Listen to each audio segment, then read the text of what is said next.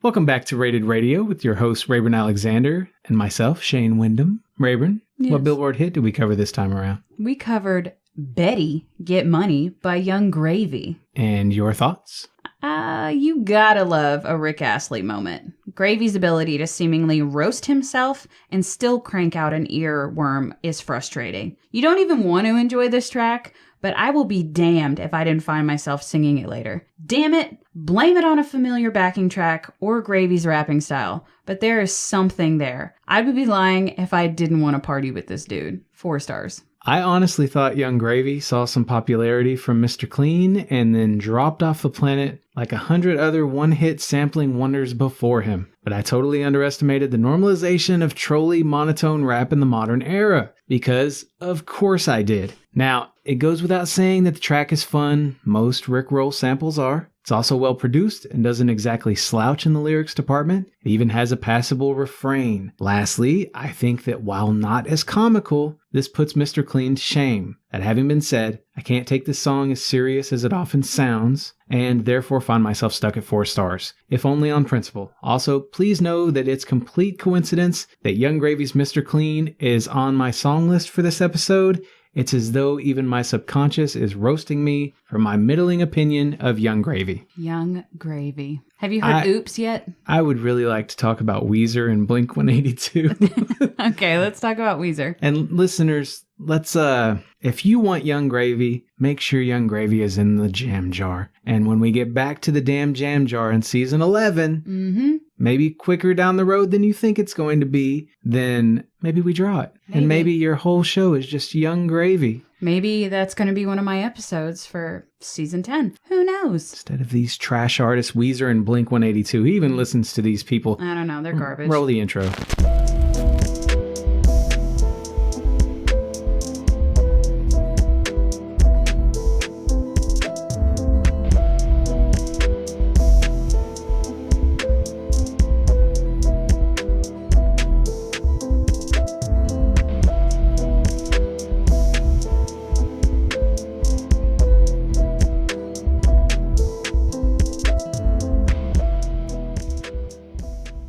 Boy, you really try to sell a joke, don't you, Raven? Garbage. Garbage. Garbage. I know. Well, not garbage, but Weezer. Okay. Yeah. No, what's her name? Something Shirley Manson? Shirley Manson? Garbage. Oh, yes. I'm only happy when it rains. The band Garbage. Yeah, Got it. We're not talking about the band Garbage. Yep. Right over your head. It came together eventually. Let's talk okay. about Weezer. All right, so the first album we covered was the Blue Album from 1994. This was my top album. This was also my top album. Out of the 10 tracks, I gave 9 5s. I gave 4 5s. My top track was Buddy Holly. Really? Okay. My top track was Say It Ain't So. Really? I knew you were going to do that. I fucking knew it. And my bottom track was No One Else. My bottom track was Surf Wax America. Weezer's debut is forever reliable if you're feeling nostalgic for some of the best sound that 90s alternative had to offer. Certain choruses are too subdued for my ears to obsess over, and the feel-good riffage eventually seems a tad basic, but the chill irreverence makes this a classic listen, which will never go out of style. Youthful punk-inspired alternative rock. Vocals are pretty monotone, aside from harmonies, but not unpleasant. They keep it rather slow-paced with the exception of Surf Wax America and Buddy Holly, and they amp it up a bit, but not that much. I would love to know what you have against both of those songs, but I'm going to move right along. I don't hate Buddy Holly, I just thought you would have picked something else anyway. You know, there's a big part of my brain that wanted to, but it's my favorite song on the album. What are you going to do? I just didn't think it would be your favorite song. I mean, I could, The World Has Turned and Left Me Here is great. In the Garage is great. Like, can I just list every song on the album? Undone on here? Yeah. I could say everything except for No One Else. Okay. I mean, but Buddy Holly, let's be real. I mean, it's a classic. I'm not going to take that away from you. Make Believe from 2005 is our next album. This was my bottom album. This was my middle album. Out of the 12 tracks, I gave 9 5s. I gave 4 5s. Top track was Freak Me Out. My top track was Perfect Situation. Bottom track was The Other Way. Same. I just want to say about your top track, much, much better than you're thinking of if all you know it from is memory. Mm-hmm. So definitely go give it a listen if it's been a while. Also, great music video. Stars Alicia Cuthbert from Girl Next Door in her prime hotness. Continue. You judge women more than I do, Rayburn. Oh my goodness. I'm very comfortable with my sexuality. Oh my goodness. This album's 1/3 greatness, 1/3 too derivative of their earlier work, and 1/3 minimal effort as far as melody and lyrics go. Much of the music is just too simple to prove interesting in the long term. It takes a lot of swings at low-hanging love song fruit and occasionally fails to connect meaningfully. Still, it's easily listenable and makes obvious where Panic at the Disco got most of their influence for the Pretty Odd album. Ouch. All right. We're growing our voices and production value here. Subject matter is a bit more complex. You feel like you're aging along with the band. There's a bit more partying and sadness here, which is a very dangerous combination. They experiment with different inspirations for sounds, adding more 80s, which I am sure will come back later. I just want to say, because I didn't write it down and I know I didn't because I finished this up last night. I had one album left to listen to. I saw you. This group can write one hell of a fucking drug song. We are alone. That one? I love their drug songs. It's not just that one. Sorry. Next album we covered is the White Album from 2016. This was my middle pick. This was my bottom album. Out of the 10 tracks, I gave 8 5s. I gave 2 5s. Top track, Do You Want to Get High? Top track, Wind in Our Sail. I like that one. Bottom track was All Jacked Up. Same. Like, I like the song, and I think it's funny. It's definitely unique, but anyway, Rivers & Co. managed something stunning on multiple levels here. This album serves as an ode to California and also plays well with the Blue Album. The sound is akin to Beach Boys meets Panic at the Disco and Third Eye Blind, and it works all the way through. It's not poetry, and the last few songs feel like fraying ends of the theme, but I'd honestly put this right up there with the Blue Album, and the fact that I Love the USA is a bonus track here just makes me feel justified in this opinion. Yeah, I hate to disappoint, but the only thing I said about the album was, man, they sure love some California. That's it. So good opinions, Raver. Yeah, oh my goodness. Mr. Love California. No, obviously it wasn't my favorite. Oh, no. I'm going to done. let you go. I'm finished. Do you know notes? Oh, yeah. How did music make you feel? Any of that? Yeah. Their name comes from a nickname that the frontman, Rivers Cuomo, had as a child with asthma. So fully expect me to walk around calling your son Weezer.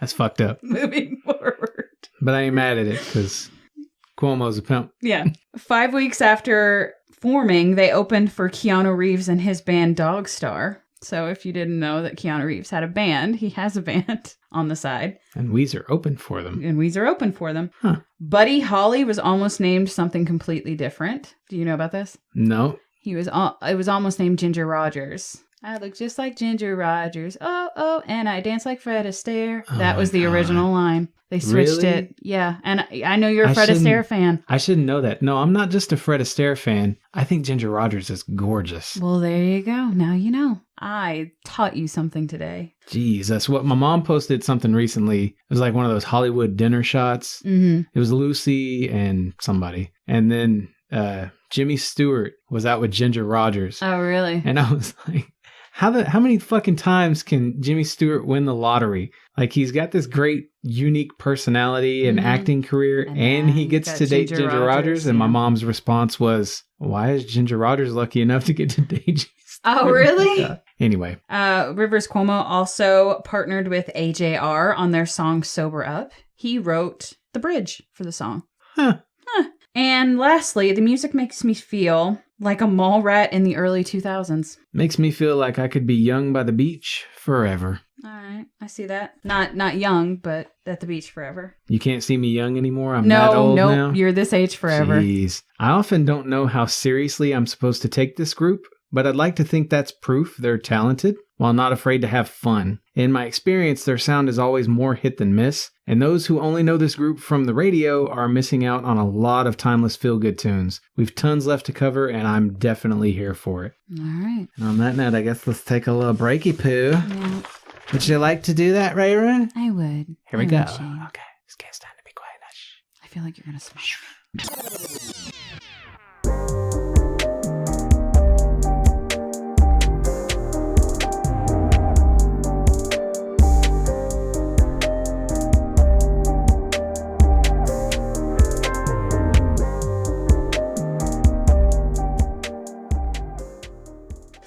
To a listener's perspective, it probably sounded like you covered my mouth just then. That was the idea. You covered your own. Did it look real weird? It felt It did, because you went, real dainty.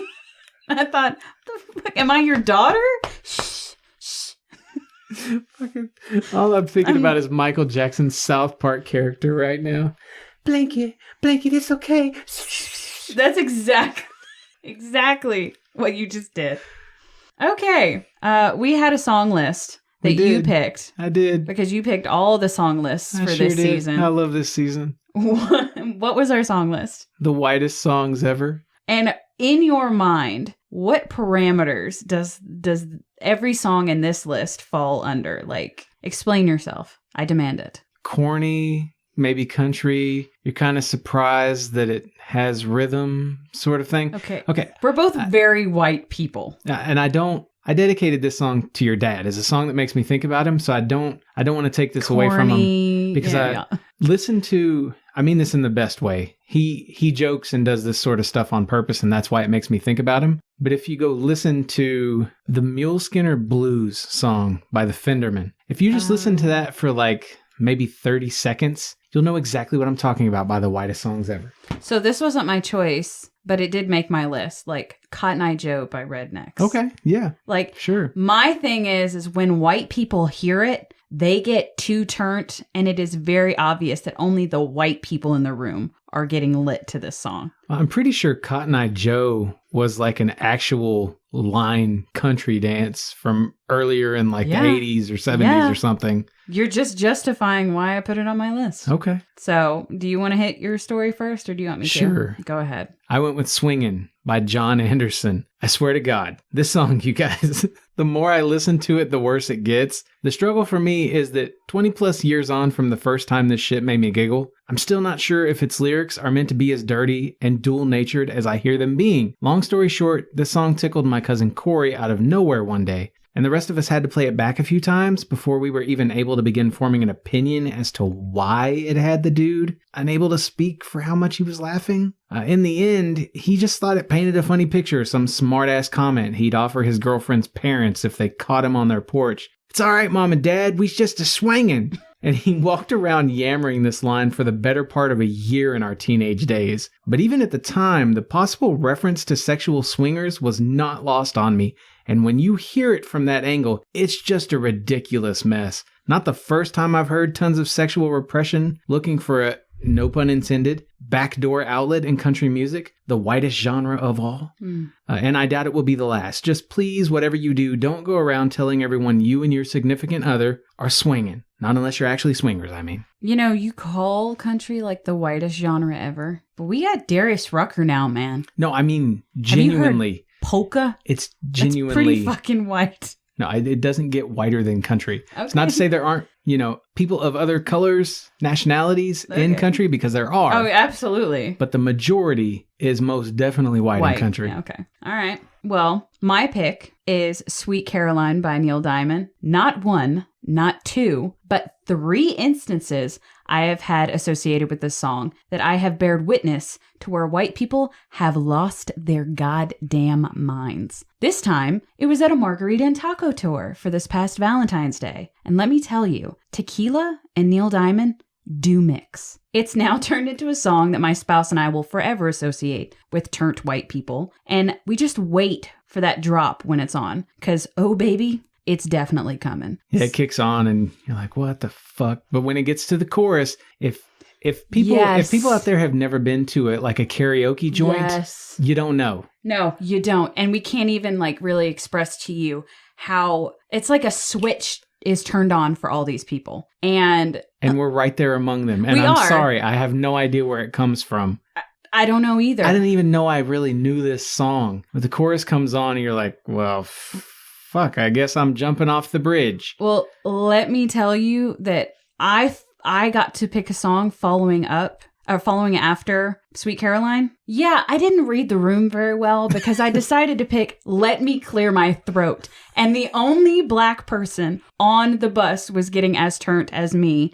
Nobody else, who was all white, had no fucking idea why I was playing this song. But I'm over here, let me clear my throat. I've never thought about it, but that's got to be your end of the night song. How do you follow Sweet Caroline? And I'm not a fan, just so we're clear, I'm not really big on this song. Like, I appreciate it. But when for it what comes is. Nah. I mean, even when it comes on, I hate myself for singing along the chorus. You don't see a crowd get that. Yes. What? Okay. I was at a piano bar the first time I realized it. I was in actually, it was 4 times, not 3. Karaoke the second time, a cruise ship the third, and a tequila and taco tour. And it has happened every time that I have heard it in a large group of people. They lose their minds. So if you want to learn more about what other songs we think are the whitest songs ever, tune into our Spotify playlists and learn a little bit more about what we think are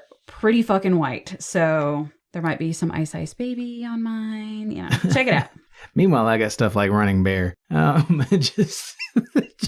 Just take it easy on yourself, white people. This list was made to make fun of you. I'm not sorry, but I'm sorry. I enjoy about 90% of the songs that are on my list, so... Oh, I still listen to a lot of it. I'm very fucking white, and I make no apologies. So any music that makes you feel good, white or not, enjoy them, because you'll get no guilt from us. All right, let's get on to Blink-182.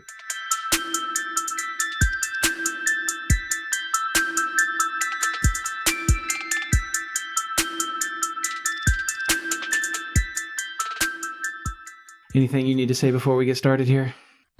I just want you to forgive me now for anything that I may say or do while we talk about Blink-182. And I did not mean for that to rhyme. Okay, but it did. It did. Enema of the State from 1999 is our first album. This was my middle pick. This is my bottom album. Out of the 12 tracks, I gave 12 5s.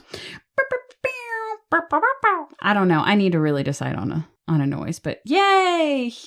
Perfect rating. Come on. Oh, I gave 3 5s. 3? Yes. Okay. Just making sure I heard you correctly. I'm trying to boost you up, man. But yes, It's all 3 good. 5s. My top track was Anthem. My top track was Mutt. Bottom track, Aliens Exist. My bottom track was the party song. Aliens Exist was down there, though. All right, well, your bottom song hurts. I'll admit that. Show me the scars. This iconic monster has always felt like a continuation of where Goo Goo Dolls... Okay, so listeners, please don't try to murder me right off the bat. Okay, you're thinking of Goo Goo Dolls like Iris and After. Mm-hmm. This iconic monster has always felt like a continuation of where Goo Goo Dolls' Boy Named Goo album left off, a fact made all the more interesting when considering that both discs were done by splitting the writing between 2 songwriters. Difference is that this leans heavier on punk, has a more cohesive sound, and employs one of the best drummers around. That wasn't meant to rhyme either, but it did. But it did. It has some lyrical weak spots, but is otherwise flawless. If you don't, just one thing, sorry. No, go ahead. If you don't know Boy Named Goo, it ends with Cave Girl. And Cave Girl feels like it's leading into this. Okay. I can't make sense of that unless you were there when that album came out. Whatever. I was only going to say that for those of you that don't know, because a lot of youths know who Travis Barker is, because he is now married to Kourtney Kardashian. Travis Barker is the drummer of Blink-182. He was not the original drummer, though, which we'll learn more about later. He's a fucking badass, though. He is, and I'm going to talk about it. Jeez. This youthful pop-punk alternative rock contribution from Blink-182, songs are very short. I don't think a song went past 3 minutes on this whole album. It did. Oh, I don't know. They were very short, like ranging 2.5 minutes.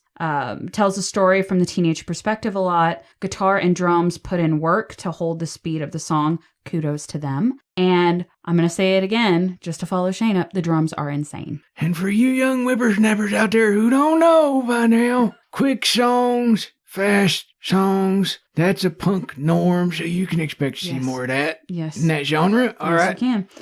Neighborhoods from 2011 was our next album. This was my bottom. This was my top. Out of the 10 tracks, I gave 10 5s. Out of the 10 tracks, I gave 10 5s. Hello, a ring-a-ding-ding. Damn, this show am good. So far, your season, we both have had perfect ratings for the same album. And wow, I didn't even pick this season. I'll consider that a win for my season. Top track, I was torn between After Midnight and Kaleidoscope.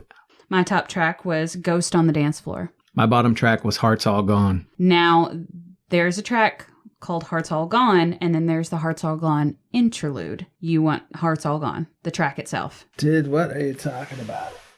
There's an interlude that leads into Hearts All Gone. I went with the interlude for my bottom track. I'm just asking for clarification. I'm going to go look. Because the thing is, what's on Spotify doesn't match what's on Wikipedia for this album specifically. So this is the album was longer, right? I thought it was 14 tracks instead of 10 on Spotify. Bruh. Either way, if Spotify broke the interlude to its own track, I go with the interlude. But if it didn't, I'd go with Hearts All Gone as well. I gotta look it up now. Okay. Am I right? No, not for the... I mean, you're right about what's on Spotify. There is an interlude. You're not right for just the normal mainline release. Well, so then fine. Mine's the same as yours. If we're going based off of, what's listed on Wiki, what's listed on Spotify, it's the interlude on Spotify. It's the track as a whole on Wiki. So we're the same. First time hearing this one, and it's different. Think 50% Blink and 50% Angels and Airwaves, with some even more complex than usual drumming. Hoppus fan though I may be, the Neighborhoods album is a DeLonge flex for the most part. For a transitional affair, it's quite good. Definitely not for everyone, though. Very spacey and dissonant at times. I always take it as a knock when I give something a perfect rating and you're like, it's spacey. And I'm like... No, here's the thing. What... Are you calling me stupid? Or are you calling me Kevin? Like, what? No. Spacey like floaty, like you're in outer space. That Angels and Airwaves sound. Okay. Like the thing they took from U2. Oh, don't say that. You know what I mean? Yes. God damn it. Okay, continue. That's all I had to say. Okay. I want it a little clearer that, I mean, this is a great album, right? Yeah. But this is what worries me about some of what's happening right now is the last time they really tried this making it work thing, what we got was kind of Angels and Airwaves with some super crazy drumming in it. So the drumming still sounds like Blink-182, but most of the sound really Angels and Airwaves heavy. It's not where they started, where he had that punk sound. I'm rambling. I'm sorry. Go ahead. I was going to say, maybe I need to check out more Angels and Airwaves because this was my shit. Yeah, they're good. I really like Angels and Airwaves. I've had this argument. It's not really an argument, but I've had this discussion with yourself, with Al. Oh, a bunch, okay. With my brother-in-law. Someday brother-in-law. Yeah, it will happen. I count him as your brother-in-law. Because those who grew up with Blink-182, I mean, DeLonge was a lot of people's shit, right? Mm-hmm. You might have been on the Hoppus train. I don't. Yeah. I don't know where everyone lands. We got plenty to discover. With this artist. The vocals have changed slightly here. Bigger and cleaner sound. Adds more technical enhancers here, but I ain't mad at it. I'm getting lost in all the different layers of music, and I'm loving it. It feels very cinematic. Maybe that's where I gravitate. And I love the 80s synth sound. Every drop is insane. They know how to manipulate song anticipation. Yeah. Perfect rating. I'm not mad at it. I know. I'm just telling you. Again, I will reiterate. I like Angels and Airwaves. I know. I was just surprised that so much of the Angels and Airwaves sound was incorporated here. Well, this is also, like you've stated in the last episode, this was the album that you had never listened to. Yeah, exactly. And you've listened to a lot by Blink-182. And it may be that when DeLonge went off on his own, he found more of what he liked and how he liked to produce, and they just tried to make it work. And I think they did make it work. Would you consider this more of like an experimental album from them? Probably, yeah. Okay. Like I said, 50-50. It feels 50% Blink, 50% Angels and Airwaves. So, last album we covered is 9 from 2019. This was my top album. This was my middle album. Out of the 15 tracks, I gave 13 5s. Wow, I didn't expect that at all, but okay. It's got more tracks to calculate. I gave it 7 5s. My top track was Hung Over You. My top track was Happy Days. Okay. It did things to me, man. My bottom track, Generational Divide. My bottom track was Hungover. So your bottom track was my top track? Yes. Damn.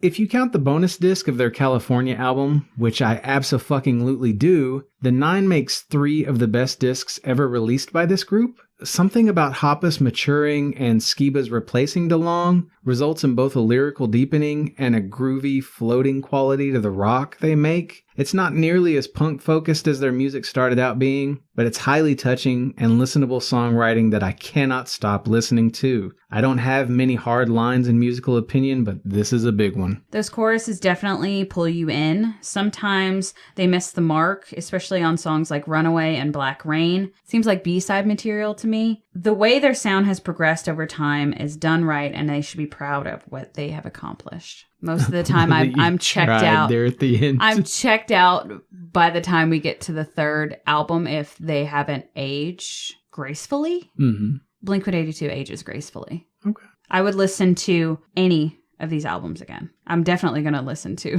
I'm going to buy the Neighborhoods album. Okay. So, music video recommendation. I wanted to point out that the lyric video for Blame It On My Youth is incredible. So go check that out. And these other things, music makes me feel like love's excitement and its wounds are still brand new to me. I'm definitely finding that we both gravitate towards that question. Like, we got rid of the questions that we can answer. Yeah. And we both answer that. I also said the music makes me feel like I'm skating, meaning skateboarding, with friends with nothing else to do. Like, you're just enjoying the moment. You have nowhere to be. You have nothing to do. And you're just sort of living in the now and whatever's happening in it. It's an evocative question, by the way. That's why it creates mental imagery and really helps people tune in to what they're going to get. Yeah. No, I like it. Originally, they were named Blink, just Blink, until an Irish band threatened to sue, so they added the 182. Don't ask me where the 182 is from. If you know, please tell me. What's My Age Again was originally named Peter Pan Complex. I kind of like that. I do too. And when Travis Barker stepped in as Blink-182's drummer, he was originally a part of the tour band that opened for Blink-182 called the Aquabats. And he stepped in and they knew that it was a good fit because Barker learned a 20-song set list in 45 minutes. Yeah. And it's the rest is history after that. He's a motherfucking beast. He is. Motherfucker was in a plane crash, right? That was him. Yeah. He was in a fucking plane crash and he survived. What? Yeah. People don't do that. But he did. He did. Anyway. So... surviving plane crash. I'm flabbergasted still. And he's good at drums. I can barely put on pants in the morning. This dude is killing it. He's married to Kourtney Kardashian, which I'm still, the jury's still out on if that's a win or a loss. I don't know. But then he survived a plane crash. He's a part of one of the best-selling bands of all time. Like, get the fuck out of here with all that. Last little note here before I give my eulogy. How the band could be most successful in the future. Now this one, I already know is not going to play with a lot of fans. And this one is primarily still me heated about how certain people reviewed 9 when it first came out. Certain music reviewers who I think just completely missed the mark on this one. But anyway, most successful in the future, I'd have said stick with Skiba, but no one listens to me. Yes. You have a podcast and literally no one listens to you. They just fast forward. It is. Where's Rayburn? No, they don't listen to me Rayburn? either. They really don't. They just hate listen. They just, yeah. Just, Okay. Oh, these stupid motherfuckers who say dumbass shit about good music. If you told me back when Enema the State dropped that this group would still be making music 20 plus years later and that I'd develop a massive emotional tie to their songs, as much as I love that disc, I wouldn't have believed you. And while I may think DeLong's true home is now with Angels and Airwaves, I suspect we've yet to hear a fair amount of greatness from Blink-182. Regardless of what you may have heard, their newer music is stupendous, so go hear it. After the show's over, I mean. Yeah. I think that's all we got for that one, huh? So I'm assuming that Blink won for you. Blink did win for me by 9 5s. Okay. Now, they did have 5 more songs than Weezer, so both groups did really well. Like I said, I love both of these groups. I enjoy both of these groups as well. Needless to say, Blink-182 pulled it out, having double the number of 5s for me. And their average was more, but I'm learning to not pay attention to that as much as my 5s. But yeah, Blink. Who the fuck knew? Last note. Not the Irish band, Blink-182. I ain't trying to get sued.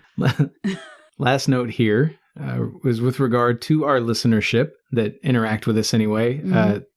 one of these groups did actually appear in a top 10 list for musical artists. I didn't consider this at all whenever I was making my lists or whatnot, but Blink-182 was actually recommended as a top 10 artist by my ex-girlfriend, Callie. Ah. So we actually have somebody who put one of these artists in the jar, so I'm kind of happy about that. But that's not why he chose it. No, it's not. He chose it because everything is about Shane this season. All about Shane. That's what we're labeling it.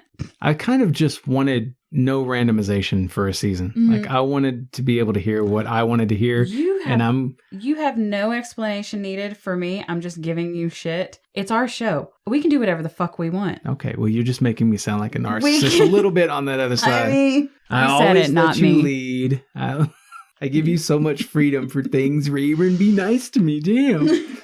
So in a month, it's assuming you're not here in 2 weeks to get our bonus content that our subscribers get. Yep. This upcoming bonus episode, we're peeling back the onion. We've been saying that a lot lately. Yeah. For this or that. Yeah, we're going to do some this or that. But in a month, we'll be back with Blind Guardian versus Blackmore's Night. Most of you have no idea what the fuck I just said.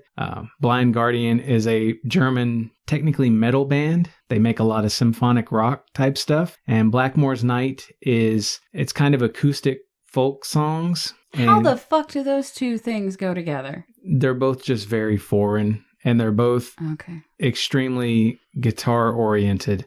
But Blackmore's Night, we'll get to all this, right? Blind Guardian albums we're covering if you want to listen at home. Somewhere Far Beyond from 92, Imaginations from the Other Side from 95, and Nightfall in Middle Earth from 98. Blackmore's Night, it's Under a Violent Moon from 99, Fires at Midnight from 2001, and Ghost of a Rose from 2003.